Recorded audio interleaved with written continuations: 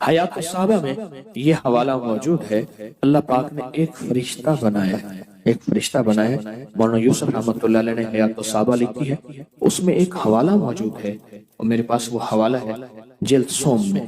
اللہ نے ایک فرشتہ بنایا، اس کا نام ہے ریبائیل۔ کہیں سارے ریبائیل، ریبائیل۔ اس کے ذمہ صرف ایک خدمت ہے، وہ مومنوں اور مسلمانوں کے ذمہ ایمان والوں کے دلوں میں ٹھنڈک ڈالتا ہے، سکون ڈالتا ہے، راحت ڈالتا ہے، ٹینشن ختم کرتا ہے، اور ذہنی تناؤ کھچاؤ اور یہ ساری چیزیں وہ ختم کرتا ہے۔ اس فرشتے کے ذمہ صرف ایک چیز ہے، وہ ہے سکون اور چین۔ آج اس کا ایک عمل کریں گے، اور میں نے جب سے یہ بتانا شروع کیا ہے، 20 گولیاں کھانے والے، 10 گولیاں کھانے والے، کیونکہ ایک وقت آتا ہے گولی اثر کرنا چھوڑ دیتی ہے، ایک وقت آتا ہے دوا اثر کرنا چھوڑ دیتی ہے، ایک وقت آتا ہے زندگی میں یہ چیزیں اثر کرنا چھوڑ دیتی ہیں۔ کہتے ہیں جب سے آپ نے ہمیں اس فرشتے کے حوالے کیا ہے، اس فرشتے نے تو ہماری زندگی میں چین بھر دیا، سکون بھر دیا۔ بیماریاں ہیں تو چین ہے، غربت ہے تو چین ہے، حالات ہیں تو چین ہے، زندگی میں اصل چین ہے اور سکون ہے۔ بے چین زندگی گزار کے اس دنیا سے چلے گئے تو وہ کیا زندگی ہے؟ مومن ہو اور بے چین ہو ممکن نہیں، مومن ہو اور ٹینشن ہو ممکن نہیں، اللہ کا اور اس کے حبیب کا غلام ہو اور اس کو بے چینی ہو اور ٹینشن ہو ممکن نہیں۔ معلوم ہوا کہ ہم نے چین کو تلاش نہیں کیا، ہاں معلوم ہوا ہم نے سکون کو تلاش نہیں کیا، معلوم ہوا چین کو تلاش نہیں کیا، سکون کو تلاش نہیں کیا، معلوم یہ ہوا۔ آئیں پھر اس چین کو اور سکون کو تلاش کرنے کی ایک تدبیر میں بتاتا ہوں۔ فرمایا ایک فرشتہ ہے جس کا نام ریبائل ہے، اس کا کام صرف مومنوں کے دلوں میں ٹھنڈک پہنچانا ہے۔ دل پریشان، حالات پریشان، سب کچھ، کمروں میں ٹھنڈک ہے، گاڑیوں میں ٹھنڈک ہے، اندر ٹھنڈک نہیں ہے۔ مجھے ایک صاحب کہنے لگے میرے پاس یہ BMW گاڑی ہے، میرا جی چاہتا ہے کسی درخت میں مار دوں اور میں مر جاؤں۔ کئی دفعہ کوشش کی ہے، پھر بچے یاد آ جاتے ہیں۔ اس زندگی سے نکلنے کے لیے آج آپ کو ایک موتی دے رہا ہوں، اور وہ موتی کیا ہے؟ ریبائل۔ اللہم بحرمت ریبائل، اللہم بحرمت۔ اللہ نے اس فرشتے کو اتنی طاقت، اتنی قوت دی ہے، اللہ نے اس کا وجود، ایک ہی فرشتہ ساری کائنات کو سکون دینے کے لیے کافی ہے، ایک ہی فرشتہ، ایک ہی فرشتہ۔ اور یہ آپ کو زندگی میں کہیں بھی سختی آئے، تلخی آئے، بے چینی آئے، بے سکونی آئے، راحت چھن جائے، چین چھن جائے، نیند چھن جائے، عافیت چھن جائے، تو آپ اپنے رب کو پکاریں، اور اللہ نے آپ کے لیے ایک فرشتے کی ڈیوٹی لگا دی ہے۔ آپ اس کو پکاریں اور اس کو پکار کے آپ اس کو پکاریں اور اس کو پکار کے اور عمل کریں۔ اور وہ عمل کیا ہے؟ وہ عمل ہم بالکل اجتماعی عمل کراتے ہیں۔ پہلے اپنے آپ کو پرسکون چھوڑیں، پھر آنکھیں بند کر دیں، سر جھکا دیں، توجہ سے آنکھیں بند کر دیں، سر جھکا دیں، اللہ کے عشق اور محبت میں ڈوبیں، گہرا سانس لیں اور سانس کو روکیں، اور اس گہری سانس میں پڑھیں اللہم بحرمت ریبائل، اللہم بحرمت۔ اب میں نے سانس بھی روکا ہوا ہے اور پڑھ بھی رہا ہوں اللہم بحرمت ریبائل، اللہم بحرمت ریبائل۔ اب دل پہ دائیں ہاتھ رکھیں، دل پہ دائیں ہاتھ رکھیں، سانس رکا ہوا ہو، سر جھکا ہوا ہو اور پڑھ رہے ہوں اللہم بحرمت ریبائل۔ جب سانس ٹوٹ جائے سانس نکالے، پھر سانس لیں اللہم بحرمت ریبائل۔ پوری امت کا تصور کریں، اللہ سب کو چین سکون دے، اللہ سب کو راحت دے۔ اپنے پیاروں کا تصور کریں، قبر والوں کا تصور کریں، ان کو بھی سانس، چین، سکون اور ان کو بھی ٹھنڈک ملے۔ اب دل کی کیفیتوں میں، اندر کے درد میں سانس روک کے اور نکال کے جتنا دیر روک سکے اور عمل کریں، پڑھیں اللہم بحرمت ریبائل، دل ہی دل میں پڑھیں، محسوس کریں کس دنیا میں کھو گئے تھے۔ اس فرشتے کی ڈیوٹی ہی اسی کام پہ ہے۔ دیکھیں اسرافیل کی ڈیوٹی کس کام پہ، اسرائیل کی ذمہ داریاں کس کام پہ۔ اسرائیل کی ذمہ داری ہے تو نے روحیں نکالنی ہے، اسرافیل کی ذمہ داری ہے، میکائیل کی ذمہ داری ہے، جبرائیل کی ذمہ داری ہے، ہر فرشتے کی ذمہ داری ہے۔ اس فرشتے کی ذمہ داری ہی حدیث کے مطابق یہی ہے کہ وہ فرشتہ کیا کرے؟ لوگوں کے دلوں میں ٹھنڈک ڈالے، اندر کا درد، اندر کی جلن، اندر کا غم، اندر کی پریشانی ختم کرے۔ اور انشاءاللہ تعالی آپ کو آج کے بعد بھی اس کی اجازت ہے، کہیں بھی کوئی بے چینی پریشانی ہو، ڈوب جائیں، دل پہ ہاتھ رکھ کے چند لمحوں کے لیے پڑھ لیں، اللہم بحرمت ریبائیل۔ اللہ کے ولیوں نے اپنی کتابوں میں ایک بات لکھی ہے، ہم نے جب بھی اس دعا کو پڑھا اللہ پاک جل شانہ نے اسے فوری عطا فرمایا۔ اللہ نے آج تک اس دعا کے مانگے کا رد نہیں فرمایا۔ ایک واقعہ ہے حضرت علی کرم اللہ وجہہ کا۔ حضرت علی ایک سفر میں، تجارت کے سفر میں تشریف لے گئے، سفر تجارت میں آپ تشریف لے گئے۔ جب وہاں آپ تشریف لے گئے تو دیکھا ایک شخص ہے، جھونپڑی، اس میں سے کرہانے کی آواز آ رہی ہے۔ آپ اندر تشریف لے گئے تو صاحب خانہ نے اندر سے آواز دی، جو بھی صاحب آ رہے ہیں اجازت سے آئیں۔ سمجھ گئے اندر مستورات ہیں۔ وہ صاحب باہر تشریف لے آئے تو پوچھا کیا ہوا، کرہانے کی آواز کیا ہے؟ کہا میری بیٹی ہے، جنگل میں لکڑیاں لینے گئی، اس کے اوپر ایک درخت گر گیا کاٹتے کاٹتے، اور اس کی وجہ سے اس کی کمر ٹوٹ گئی ہے، اب یہ بستر پہ پڑی ہے، اب یہ بیچاری تکلیفوں اور دکھوں میں۔ آپ نے فرمایا کوئی مسئلہ نہیں، میں ایک عمل کرتا ہوں، تو ایسا کر صرف اس کا کپڑا لے آ۔ آپ نے اس کے کپڑے کو سامنے رکھا، اس کو کہا اس کو پکڑ، اور اس کی طرف یوں انگلی کی، اور یہ دعا جو اب ہم پڑھنے لگے ہیں، بس یہ دعا پڑھی، اور صرف چند بار ہی پڑھتی، اندر آوازیں خاموش ہو گئیں، چپ ہو گئے۔ آپ نے فرمایا پوچھو جا کے۔ آپ وہ بندہ اندر گیا تو واپس آیا، کہا بیٹی کو نیند آ گئی ہے، آج کئی ہفتے ہو گئے ہیں سو نہیں سکی، درد سے کرہا رہی تھی، اس کو نیند آ گئی ہے۔ آپ فرمانے لگے میں سفر میں جا رہا ہوں، جب واپس آؤں گا نا پھر پوچھوں گا، اگر کوئی تکلیف ہوئی تو پھر دم کروں گا، پھر دعا کروں گا، اور انشاءاللہ ٹھیک ہو جائے گی۔ آپ چلے گئے، آگے تشریف لے گئے تو آپ کے ہم سفر تھے، ان کی سواریاں تھیں، ان میں سے ایک گھوڑا تھا، جس گھوڑے کو ٹھوکر لگی، چوٹ لگی، اس کے اگلے پاؤں کی ہڈی گھٹنا باہر نکل گیا، وہ ایک طرف ہو کے بیٹھ گیا، اس کا گھوڑا چل نہیں سکتا تھا۔ اس نے آ کے حضرت علی کرم اللہ درخواست کی کہ آقا اس کے لیے کچھ فرما دیں۔ فرمایا میں اس کے لیے دعا کرتا ہوں، یہ ٹھیک ہو جائے گا، اور آپ نے دعا پڑھنا شروع کر دی، اور فرمایا یہ اس کے ہاتھ پہ، اس کی ٹانگ پہ آپ نے ہاتھ پھیر دیا، جو معذور تھی، ٹوٹی ہوئی نکلیا ہوا گھٹنا تھا، فرمایا ٹھیک ہو گیا۔ اور قافلے والوں نے دیکھا وہ گھوڑا سب سے آگے تھا، سب سے سبق رفتار تھا، اور سب سے لاجواب تھا۔ آگے ایک جگہ تشریف لے گئے تو قافلے کو پیاس لگی، پانی کی ضرورت تھی، کنواں دیکھا تو کنواں خشک تھا۔ آپ نے فرمایا کوئی بات نہیں، یہ دعا پڑھی، اور دعا کو پڑھ کے اپنا لعاب کنویں میں ڈال دیا۔ فرمایا کنویں میں پانی کا ایک جوش اٹھا، اور پانی اٹھا اور منڈیر سے باہر نکلا، لوگ پینے لگے تو آپ نے روک دیا، فرمایا مت پیو، کنویں کا جو کھڑا کالا پانی ہے وہ نکل جائے، اور پھر شفاف پانی جب نکلا فرمایا یہ پانی پیو، مشکیزیں بھرو، سواریوں کو پلاؤ۔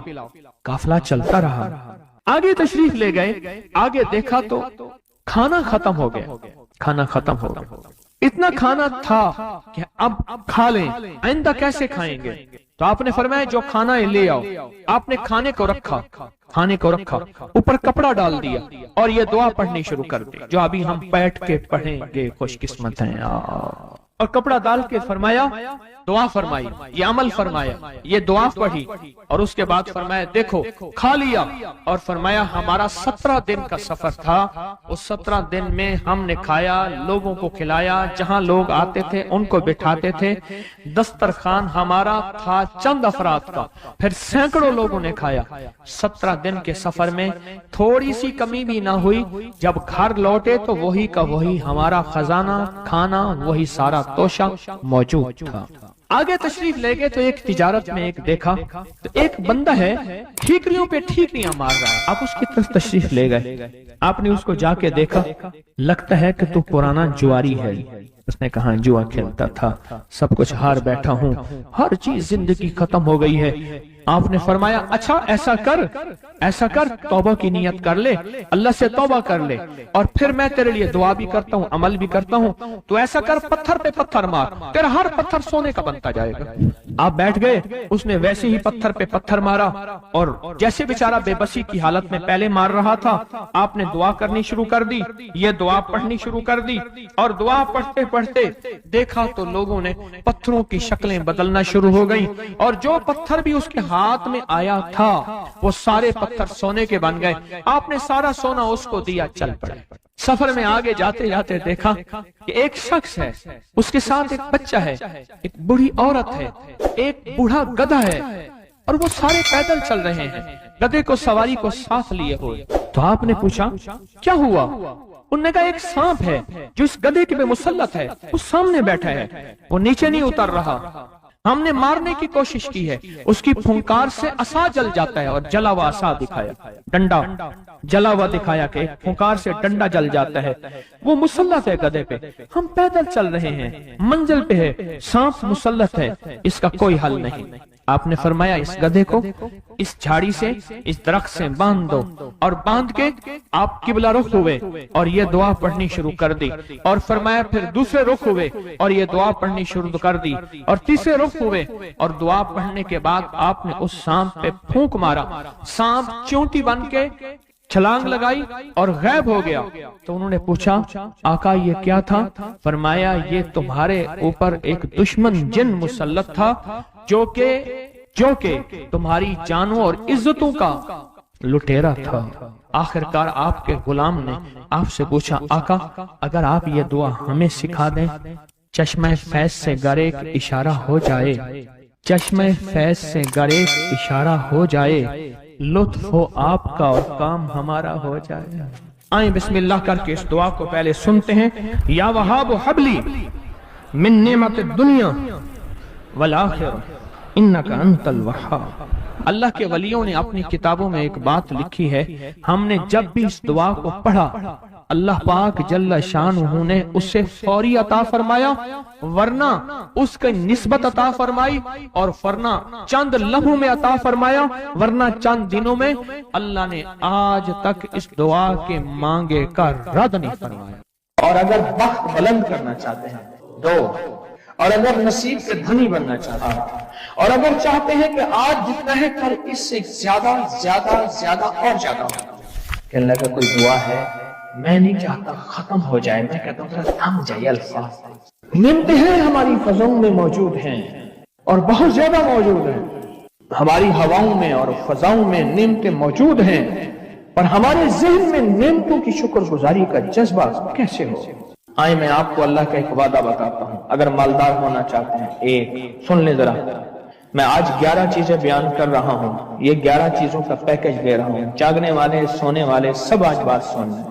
اگر مالدار ہونا چاہتے ہیں ایک، میرے ساتھ کہتے جائیں ایک، اور اگر بخت بلند کرنا چاہتے ہیں دو، اور اگر نصیب کے دھنی بننا چاہتے ہیں، اور اگر راحتوں کے سکندر بننا چاہتے ہیں، اور اگر برکتوں سے جھولیاں بھرنا چاہتے ہیں، اور اگر نعمتوں کی بارش چاہتے ہیں، اور اولاد کو فقر تنگ دستی غربت میں نہیں دیکھنا چاہتے ہیں، اور اگر اپنی نسلوں کے لیے ہمیشہ غیبی نظام ایسی مدد میں ہو جسے کہتے ہیں کہ مولا کو ایک وقت ایسا نہ لینا کہ میں مجبور ہو جاؤں، اور اگر کہیں مجبور نہیں ہونا چاہتے، کتنے ہو گئے؟ 8۔ اور اگر چاہتے ہیں کہ آج جتنا ہے کل اس سے زیادہ زیادہ زیادہ اور زیادہ ہو، اور اگر چاہتے ہیں کہ یہ میرے علاوہ میری نسلوں میں بھی ہو، کہ میری نسلیں بھی تمنگری مال رزق عزت صحت برکت بیٹے نعمتیں خیریں برکتیں پاتی رہیں میری نسلیں یہ نعمتیں، تو آپ چاہتے ہیں تو کتنے ہو گئے؟ اور اگر چاہتے ہیں کہ آسمان کا ایک دروازہ میرے لیے خصوصی کھلے، میں مانگوں اور رب دیتا جائے، میں مانگوں اور رب دیتا جائے۔ اس میں یہ دیکھیں کہ اللہ نے کس عمل پہ وعدہ کیا ہے، لَإِن شَكَرْتُمْ لَأَزِيدَنَّكُمْ، میرے بندو آؤ نعمتوں کا کرو شکر، نعمتوں کو یوں بڑھا دو، نعمتوں کا شکر ادا کرو۔ بنی اسرائیل میں ایک بندہ تھا، وہ ریت میں اپنے سطر کو چھپا کے بیٹھا تھا، ننگے پن کو ریت میں، اس کے پاس اتنا کپڑا بھی نہیں تھا کہ اپنے سطر کو چھپا سکے۔ موسیٰ علیہ السلام تشریف لے جا رہے تھے اللہ کی بارگاہ میں، موسیٰ علیہ السلام ملاقات کے لیے، تو کہنے لگا موسیٰ ایک فریاد تو اللہ سے کر دیں۔ یہ میں آپ کو 11 تحفے آج دینا چاہ رہا ہوں، ذرا سنبھل کے بیٹھیں، جھولی پھیلا کے بیٹھیں، برتن وسیع کر کے بیٹھیں، اپنی توجہ کو متوجہ کر کے بیٹھیں، اپنے ہر پل ہر سانس کو۔ موسیٰ علیہ السلام اللہ کے حضور جا رہے، اللہ سے میری درخواست تو کر دے، کیا اللہ میری غربت کو دور کر دے، کوئی میرے لیے بھی وسعت اور برکت کے فیصلے کر دے، آپ اللہ سے دعا تو کر دے۔ تو موسیٰ علیہ السلام نے فرمایا ٹھیک، اللہ کے حضور گئے نا تو واپسی پہ آئے، یہ آپ کو 11 آج نعمتوں کا پیکج دے رہا ہوں، اور وہ سنیے گا۔ تو اللہ پاک نے فرمایا موسیٰ میرے بندے سے کہے میری نعمتوں کا شکر ادا کرے۔ موسیٰ خوش ہو کے آ گئے، اور جب خوش ہو کے آئے اور آ کے بتایا تو کہنے لگا اللہ نے نعمت دی ہی کیا ہے جس کا میں شکر ادا کروں؟ ہوا آئی وہ ریت بھی اڑا کے لے گئی، ہوا آئی اور وہ ریت بھی اڑا کے لے گئی جس ریت سے سفر کو ڈھانکا ہوا تھا۔ موسیٰ علیہ السلام کے پاس ایک بندہ آیا، یہ مری کے واقعہ مجھے سوچوا رہا ہے سب کچھ۔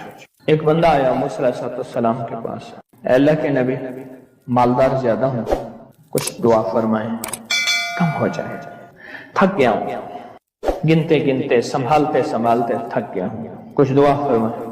تو موسیٰ علیہ السلام نے فرمایا رزق ضائع کر، غریب ہو جائے گا، اور سن کے چلا جائے، اور فرمایا تو سب سفر میں جا اور پھر واپس آ تو مجھے بتانا، یقینی تیرا رزق کم ہو جائے گا یا ختم ہو جائے گا۔ واپس آیا تو کہنا موسیٰ اور زیادہ بڑھ گیا، اتنا بڑھ گیا، مجھے ایک یاد ہے انگلینڈ سے ایک صاحب آئے، اس نے بھی یہ شکایت کی تھی کہ اللہ کا کوئی دعا ہے، میں نہیں چاہتا ختم ہو جائے، میں کہتا ہوں ذرا تھم جائے، الفاظ تھے۔ کہنے لگے ایک مشین رکھی ہوئی ہے میں نے، اس میں پاؤنڈ چھوٹے بڑے وہ علیحدہ کر کے پھر بنڈل بنا کے دے دیتے ہیں، ہاتھوں کا کام ختم ہو گیا۔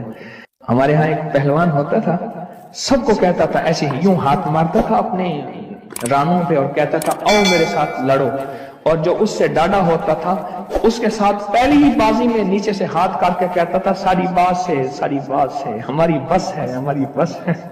تو وہ نوٹوں والا کہنے لگا میری بس ہو گئی ہے، گن کے کوئی ایسا نہیں ہو سکتا کہ بس کوئی یعنی ختم نہ ہو کہ تھوڑا سا سٹاپ ہو جائے۔ اب وہ جب آیا تو موسیٰ آپ نے فرمایا تھا کہ یہ تو زیادہ ہو گیا، اور میں یہ بتا تو کھانا کیسے کھاتا تھا؟ اور میں اونٹ پہ چلتے ہم نے کھانا ہوتا ہے، میں گلے میں رومال باندھ لیتا تھا، ادھر گلے میں باندھ لیتا تھا، ادھر اونٹ کے کانوں کے ساتھ باندھ لیتا تھا، اور اس رومال کے اندر چھوٹے چھوٹے ذرے گرتے تھے۔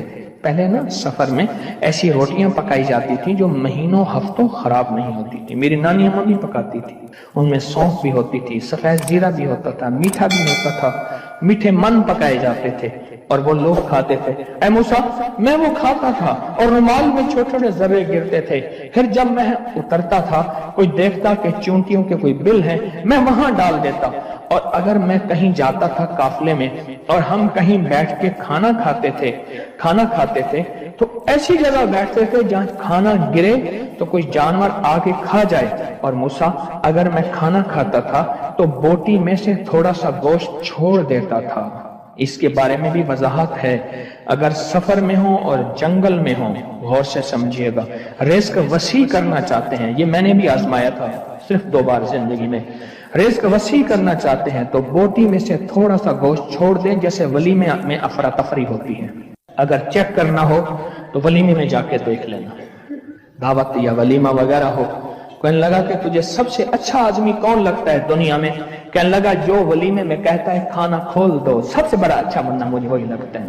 کہا کہ میں سفر میں تھوڑا سا گوشت چھوڑ دیتا تھا اور اس جگہ میں جانور آ جائیں۔ موسیٰ نے فرمایا کہ تیرا رزق کبھی کم نہیں ہو سکتا، تیرا رزق کبھی کم نہیں ہو سکتا، دولت وسعت برکت ہمیشہ تیرا پیچھا کرے گی۔